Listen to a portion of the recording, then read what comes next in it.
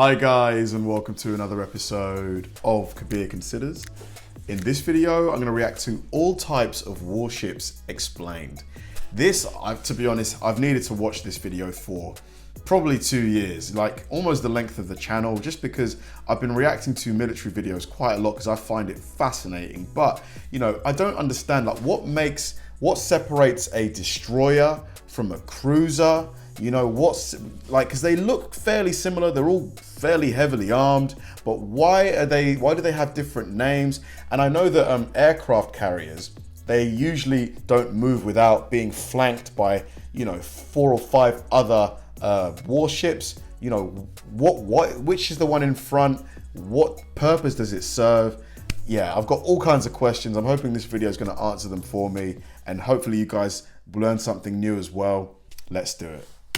4.5 acres of sovereign and mobile American territory. That's how the US Navy describes their Nimitz-class carrier. Most people know what an aircraft carrier or a submarine is, but there are 7 categories of modern warship, which consists of aircraft carriers, cruisers, destroyers, frigates, corvettes, amphibious assault ships, and submarines. What about battleships? Oh well, a battleship was a large armored warship with large caliber guns. They were the most powerful type of warship during the late 19th and early 20th century. But as newer types of warships started traveling the blue waters, battleships faded away, with the last one being decommissioned at the end of the Cold War. And how about the other? No more audience questions during the video. That's what the comment section is for. Fair enough. So once your voyage through this video is over, you'd know why destroyers are called as such, even though all warships have the power to destroy. And you would finally know what differentiates these classes of ships from one another. Or will you?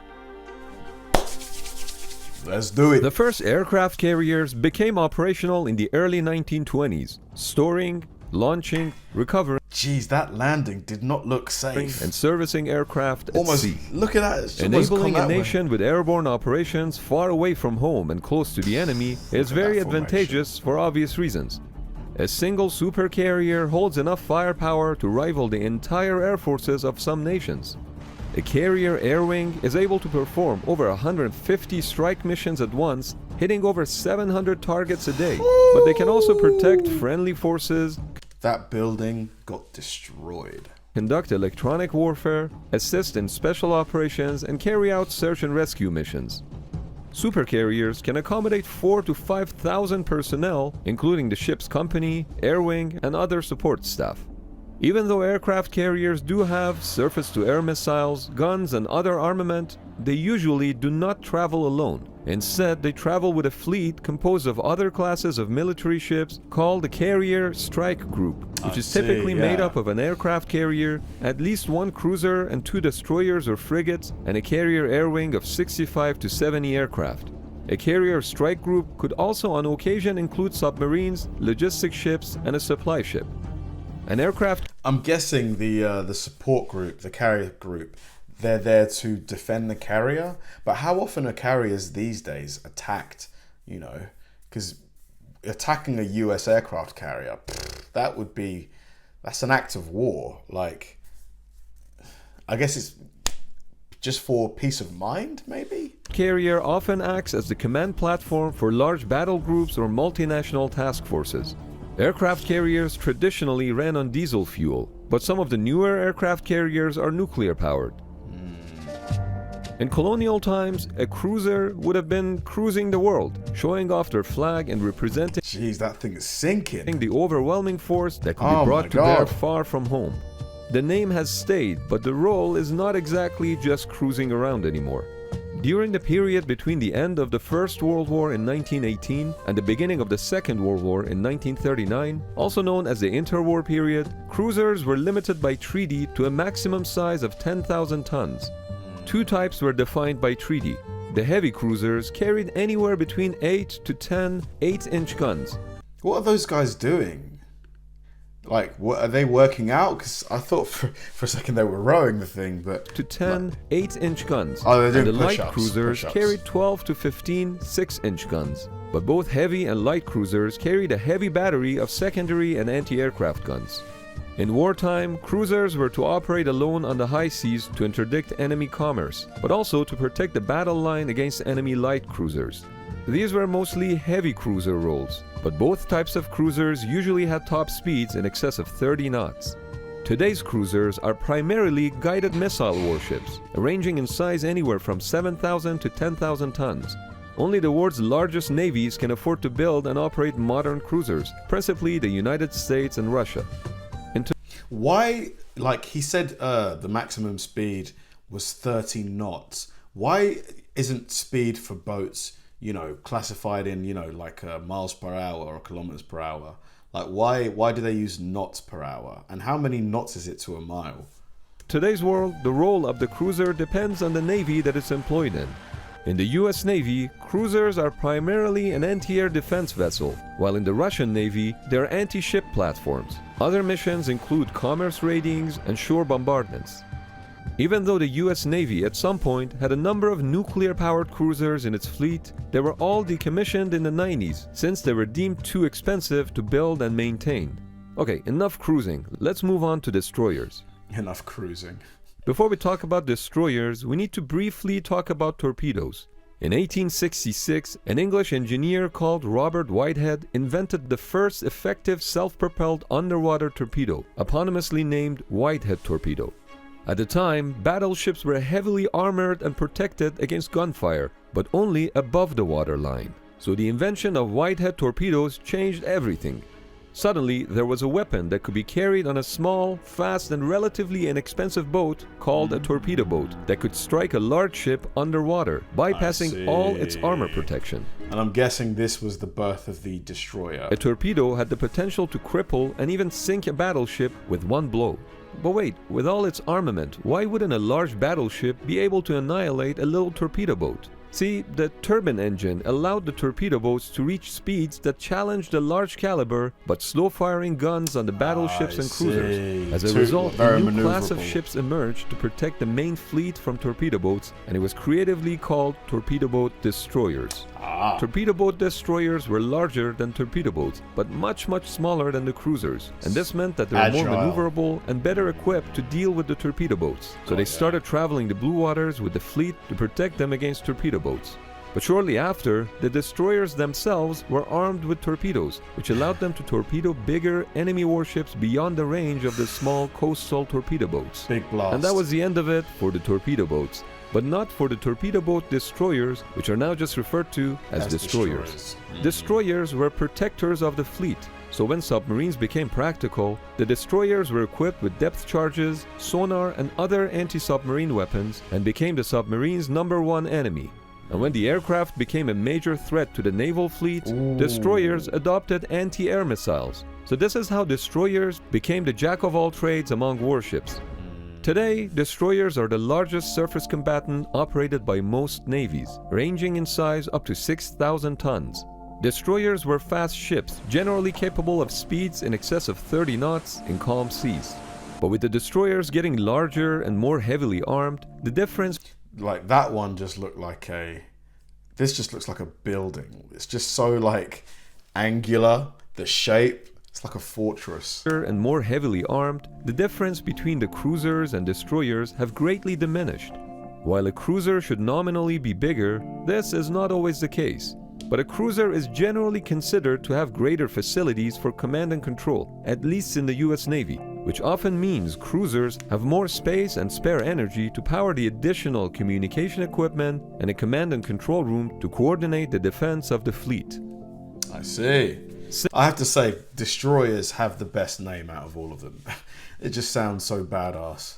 Similar to destroyers, frigates are quite common ships in a Navy's fleet.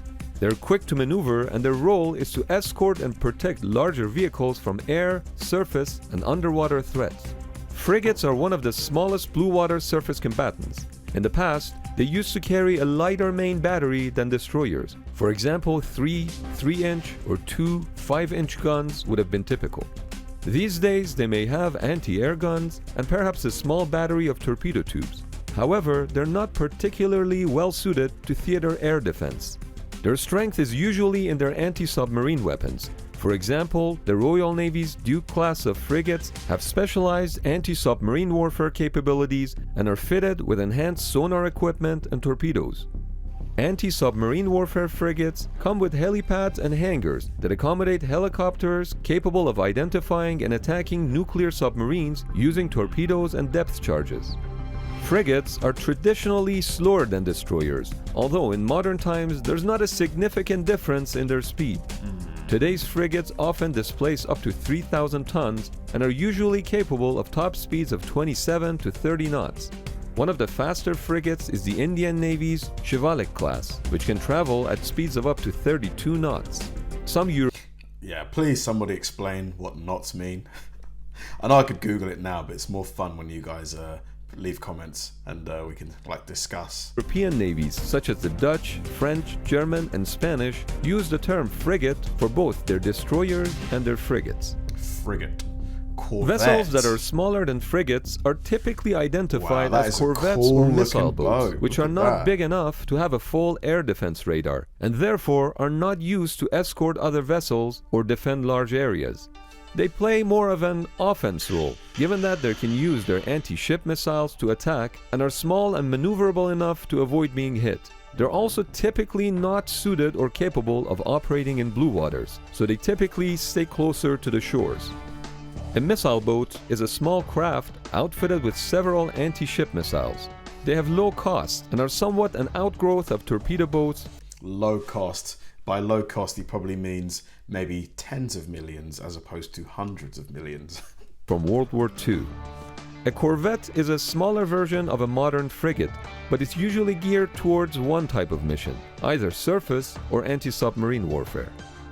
The first littoral combat ship, USS Freedom, was commissioned in 2008. Littoral combat ships are a US Navy design, meant to replace the Perry-class frigates.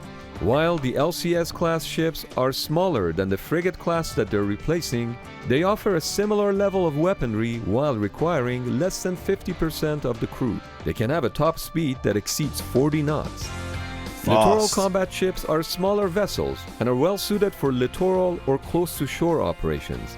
In other countries' navies, the closest thing to littoral combat ships will be patrol vessels or corvettes.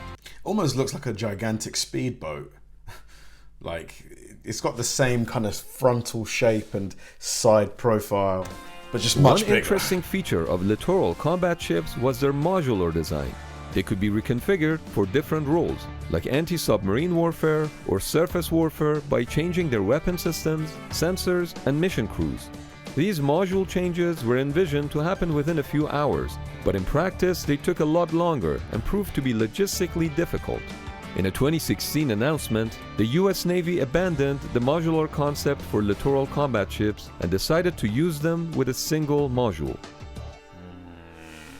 Yeah, I have to say, just based on aesthetics, just looks, the Corvette is definitely my favorite. It just looks the coolest so far. Amphibious assault ships, although aircraft carriers also look pretty cool with all the jets and stuff lined up on them, are used to help land and support ground forces on enemy territory.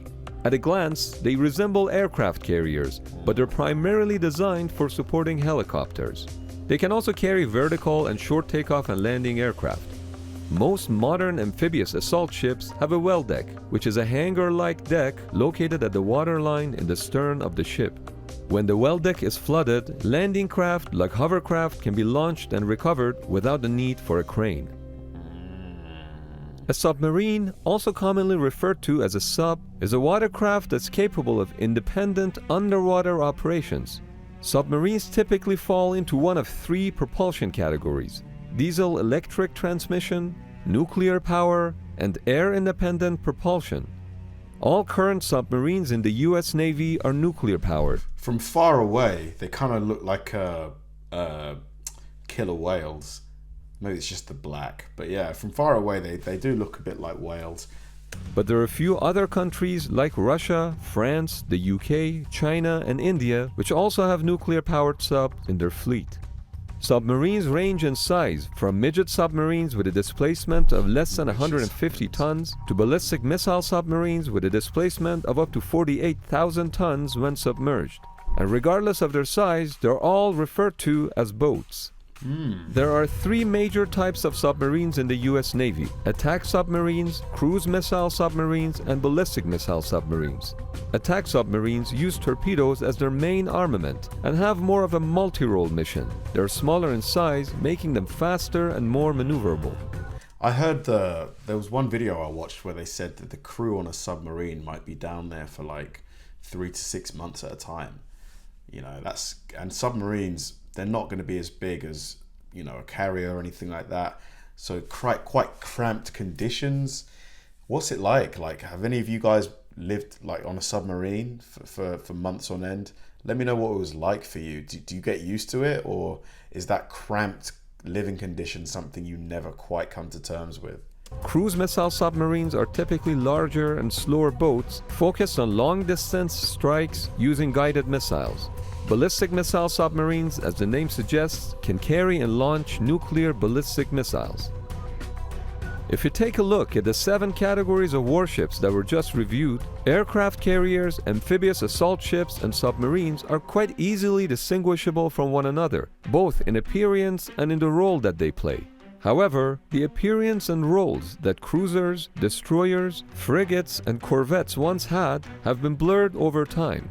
Most of them now have a mix of anti-surface, anti-submarine, and anti-aircraft weapons, and their size and displacement does not necessarily fall within the traditional class designations. I see. It's kind of like iPhones, iPads, and iPods. They used to look different from one another and do different things, but now they all have cameras, touchscreen, and FaceTime, with the only real differentiating factor being the headphone jack on the iPod.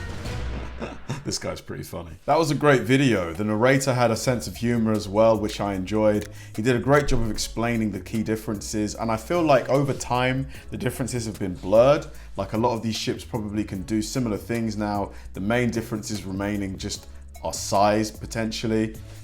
The Corvette, probably my favorite ship of the lot. Just the look, the speed, very unique. Like, I would say the cruisers, the destroyers, they both look really, really similar.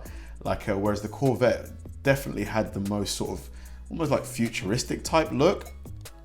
But yeah, very, very fascinating video. Like, the destroyer, you know, I'd love to like get a list of the amount of weapons on that thing, because they must be the list must be lengthy. Very, very cool ship. Yeah, really enjoyed this one. Thanks for watching, guys, and I'll see you in the next one.